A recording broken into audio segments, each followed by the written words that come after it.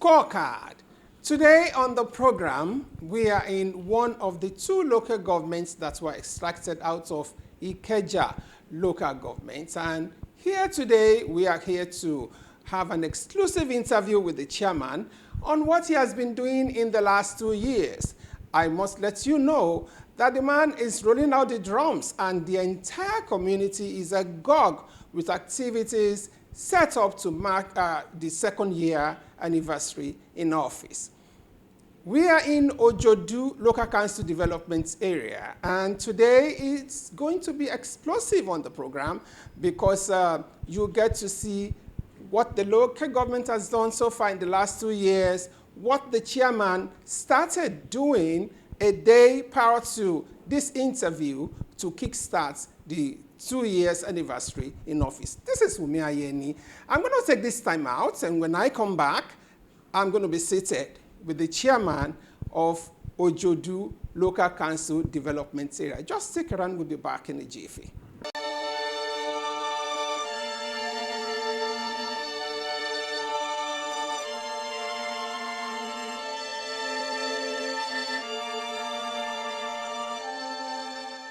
Welcome back. In case you're just joining us, it's Scorecard. And like I said at the beginning of the program, we are in one of the two local governments that were extracted out of Ikeja local government. And today we are in Ojodu Local Council Development Area, where the chairman, a young man, is doing the job that you would think one of the mighty men in politics are doing. Is really, really shaking the earth and carrying the local government along in all of its decisions to bring the local government to a realm of one of the best local council development areas in Lagos State.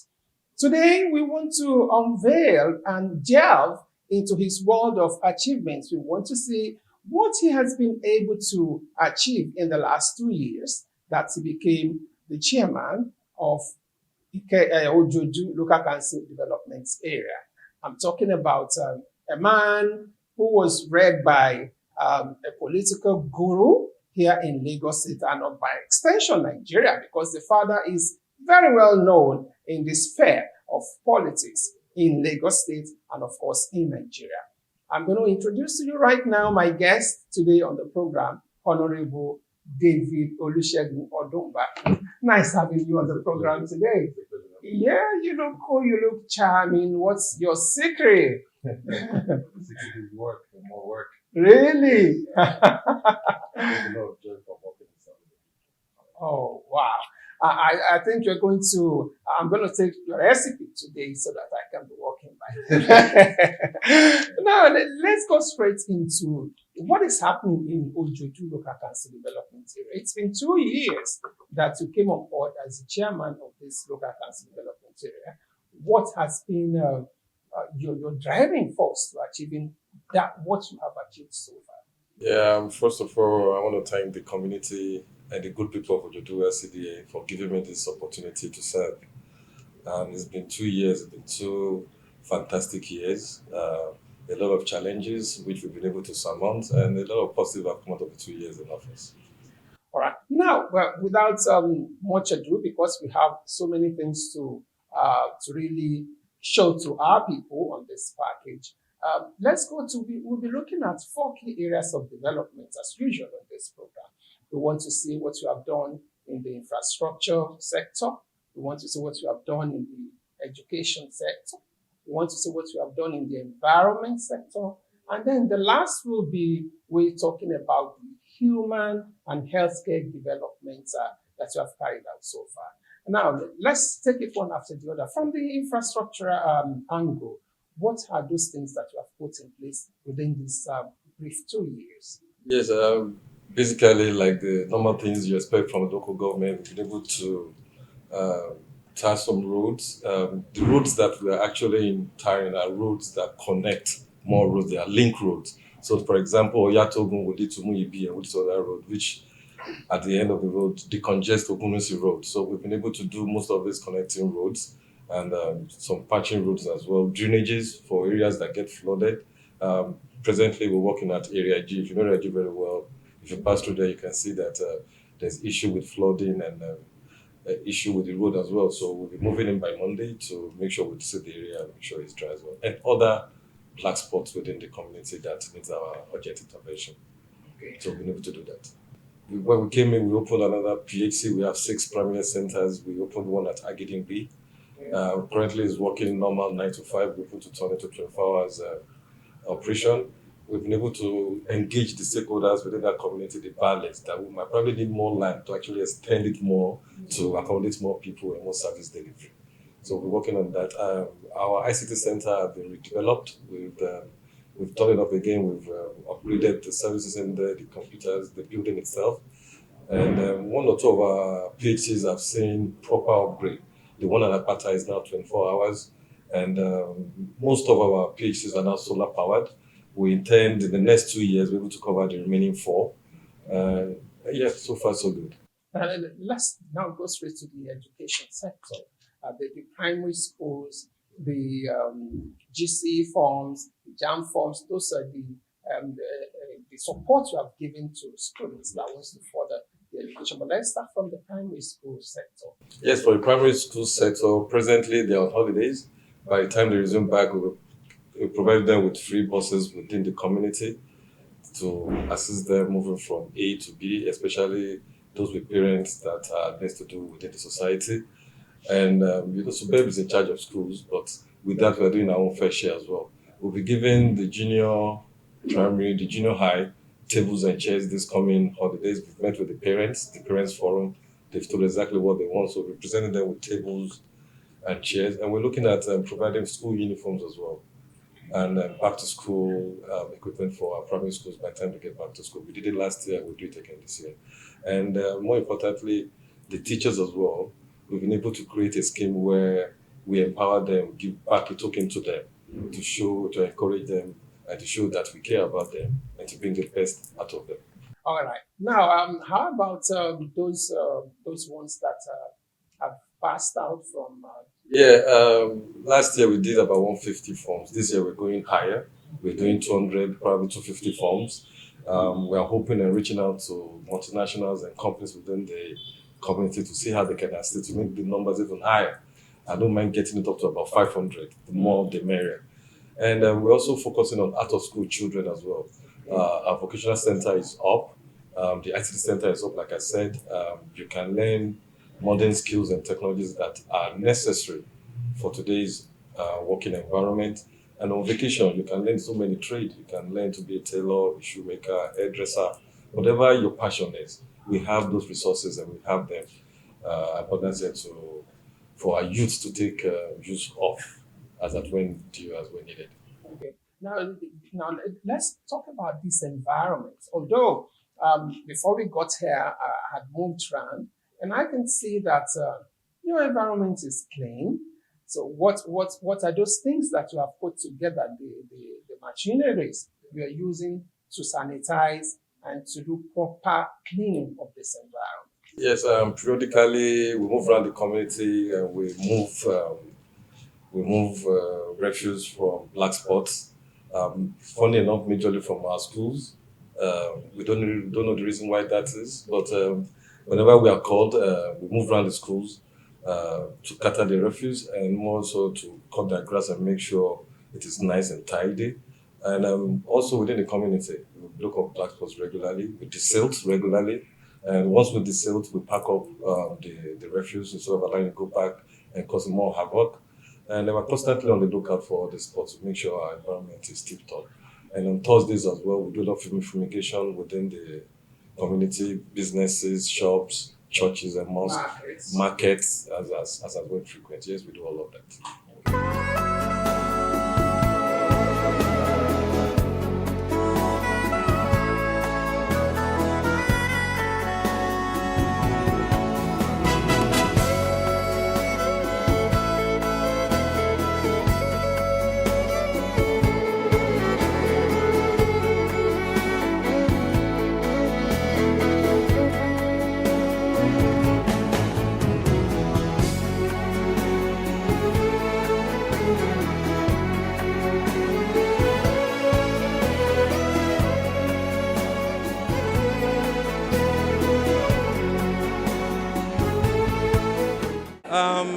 Yes, today we have a food palliative program, the subsidy removal palliative, tagged subsidy removal palliative for the good people of Ojodu and the environs. This is the second edition. We did same last year, but because of the peculiarity of the situation within the country, we decided to do more of this program. So we're going to have another 3 or so before end of the year. Sustaining it will be easy. This is what our people need. There's so much hunger within the community, and we are prioritizing food over most of our projects and programs. There's the free transport intervention program that we've launched already. This is another one that we are launching today. We have the widows program coming up next week, and we have the empowerment as well for our small, medium enterprise and our youths within the community as well, to give them a little token to support their businesses. My message to our people is to have patience with the government, to have patience with the federal government, to have patience with the state government. I'm pretty sure and I'm aware that the laudable policies and programs being rolled out by federal government will soon start manifesting, will soon start getting through, and that's why I'm here to do a stopgap before we start seeing the benefits of these programs. Like the chairman has said, we are having 3 phases of this palliative program. We started with the general, so I'm assuming that those that don't get will come at the widows, they'll come at the youth, and they'll also come for maybe the last general palliative. So at least, or at most, it should reach 80% of our community. Yes, everything you see here is 1,000. Every item is 1,000. A bag of gari is 1,000. A bag of beans is 1,000. A container of oil is 1,000. So that's a fair deal compared to what is outside. I rate him 100%. He has been performing. He's doing well. You yourself, you can see all what he's doing. You can see many people here now buying food, despite of the high cost of the food now. He's doing fine. I can rate him 100% as a human being. If I have something after 100, I will still give him. I feel great because this thing is 2,500 outside and we bought it 1,000 here. So I feel great. But the processing is too cumbersome. They should do it. Even though they're going to sell for only 20 people, let it be 20. Something for 20 people where 1,000 outside. Some people will get injured. That is the only thing. But it's okay. Thank God.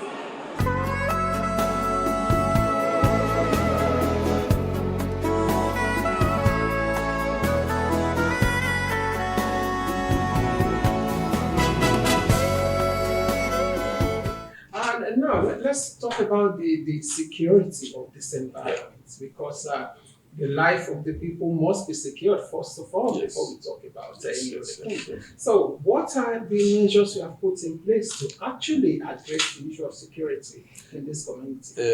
Yes, thank you for that. Security is paramount. As the number one citizen, it is my duty to make sure citizens' properties, businesses are secured, because that's when businesses can thrive. It's when they have secured area.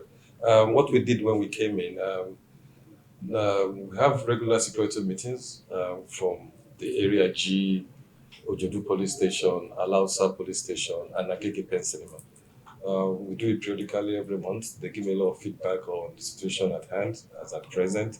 And when we came in, we gave all the stations buses, patrol buses, to aid their moving around and logistics. And we're planning to even do more. The ones that were badly damaged, we've repaired. And we are hoping to even go further to provide them some more logistical resources to move around the community well. So.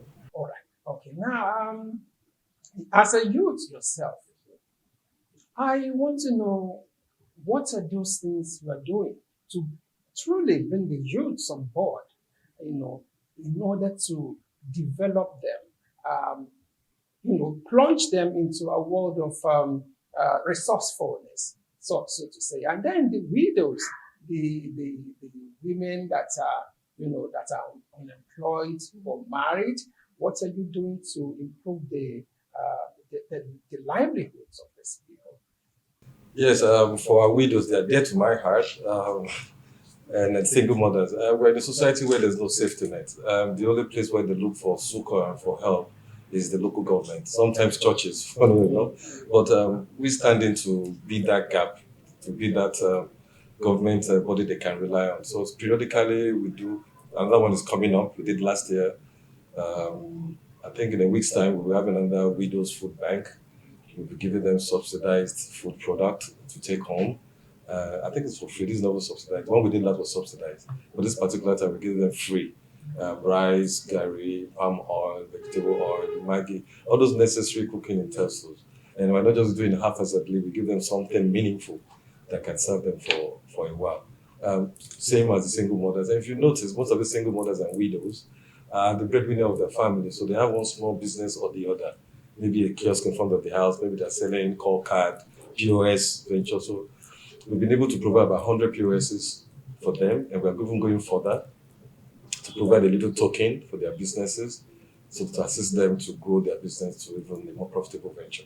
Now, 2 years down the line, most of the local governments in Lagos State are rolling out the drums. So, and the local government, Ojodu Local Council Development Area, yesterday kick-started the week-long activities to mark the second year in office. And that was a program we did where foodstuffs were sold at a highly subsidized rate for the people.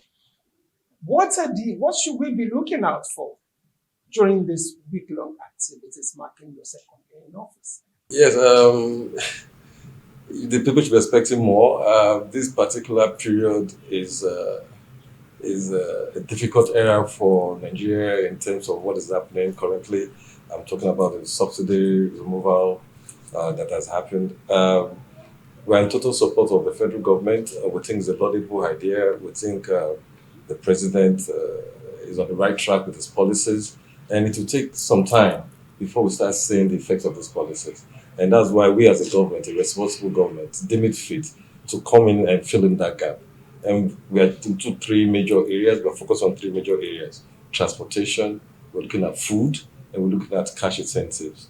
The one you saw yesterday was the food program, which everything went for 1,000.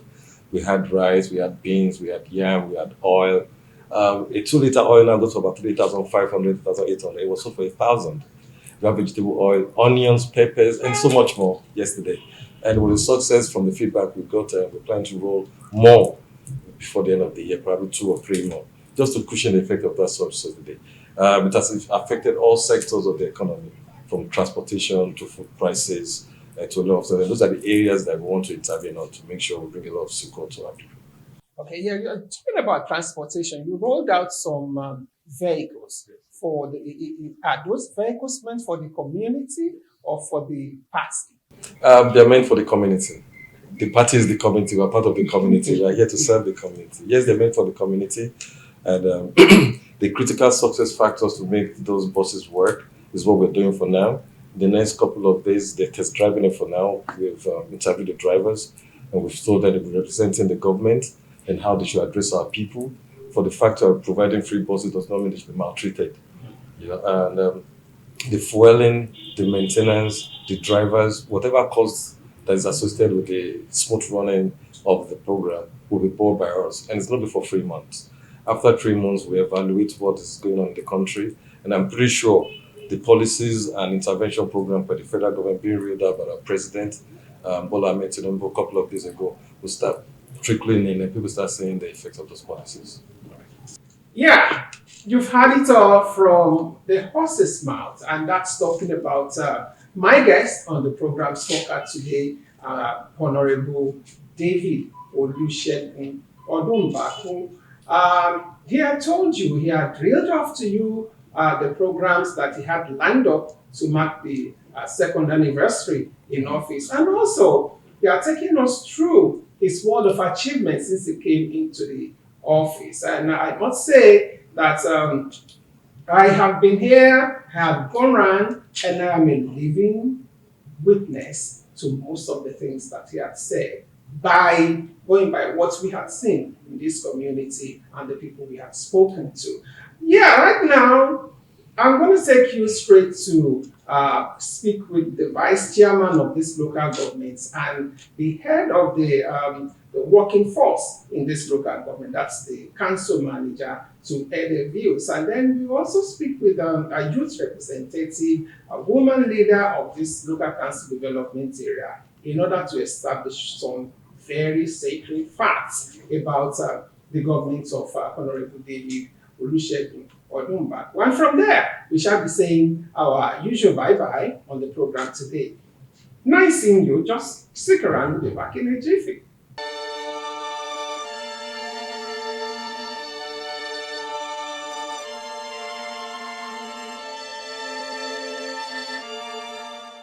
My chairman is fantastic. He's called Mr. Talk and Do. Anything that he says he wants to do as a project, he will surely do it. For the past 2 years that we've been together, we have done a lot of work. We have done a lot of empowerment. We have done a lot of things in different departments. We have done a lot in the health sector. Almost all our PAC have been refurbished. Some areas we rebuilt, and not only rebuilding them, we bought equipment.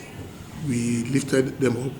In some areas we bought generators, in some areas we have solar lights. We give them equipment, the environment is conducive. And not quite long, we recruited a health staff to our health sector. So you can talk about health sector is better than several years. In terms of education, we have done a lot in education for the students. As usual, we take care of primary students. We give them normal things, bags, schools. We see to the welfare. We provided chairs and tables. And for the teachers also, we did an incentive last year for the teacher generally. We had competition for teachers just to encourage them. These are the things that we've done in education. In terms of environment, you can see we have done a lot. Our local government is at least better, and then our drains are regularly, clean. And as regards to women empowerment, we did a lot to lift our women up. You know that without women are just the engine room of the government, and these are the people that we see and we use in politics. We've done a lot of empowerment for them, and we've done a lot of training. Presently, we are training and empowering our women in different skills. It's ongoing at our skill acquisition center over there. Just recently, we just some group of people just graduated from the ICT center. They are youth, and then when they were interviewed in the chairman's office, you can see the joy all over them. And for our community also, we are doing a lot in regards to security. Security is the bane of any local government. We are trying our best. Our locality is so much with all these youths that are, taking to drugs. Most of some areas, what we did is to connect the security officers. Particularly, I am in charge of the security in the area. We have liaised with NDLE, the police, and then the civil defense and all other security outfit. We had a joint meeting and we planned strategies. We have done a raiding at Ojodu. We did one at Okera. We are doing this just to make life unbearable for them. The point that we have is that when we arrest them, we take them to court. Within a few months, they will free them. They will come back to the society. So that one is beyond our control. But what we are trying to do is to make life unbearable for them. We continue to disturb them from doing the job. And then we will also call the youth. We have meetings of our youth. We try to educate them. We try to improve their lives. We give them incentive. We have schools also to train them. But most of our youth don't want training. They don't want skill work. Most of them are after white-collar jobs. That is the point that we have generally around us here. And for the staff in the local government also, you can see that our chairman is so proactive, so helpful. He has assisted every sector. And we that are working with him, we work together as a team. As executive, we work together as a team. As legislature also, we work together. When we need to come together, we come together and we act like family. The chairman has done so much within this 1 month. It was when I came in that we had the Ileya festival. He did very well to the staff, that they were so happy. Even the management staff were all happy, treated us very well. Concerning the monthly welfare too, is consistent about it. He gives financial assistance to those that are in need, those that they need medical attention, is ready to do that as well. Then about the health of staff, he even mentioned it that monthly we'll be doing our vitals before we do our verification exercise every month, and we'll check the vitals of the staff to know their status on all these minor ailments that can escalate to major ones like hypertension, diabetes, and cholesterol, the three. And his leadership style, I don't even know. He's just simple. He's a friendly person. He's not authoritative. I won't say democratic, at the same time not authoritative. I don't know. He's just a good man. He's a good man. Even when the staff hail him, you'll be wondering, are they politicians? They're not politicians, but because of the good things he has done today, he's a free man. He relates with everybody. He knows what is going on, but he's mature enough to behave as if I'm not saying anything, but he will act on it. If I can say, I'm one of the person that benefited from what our chairman did for youth. A lot of program chairman have been doing for youth in our Ojodu LCDA, which are like, if I can say it, last year we went for agricultural program at Oko Oba area, which we are many. We are up to 30 something, which we benefited, and they empower us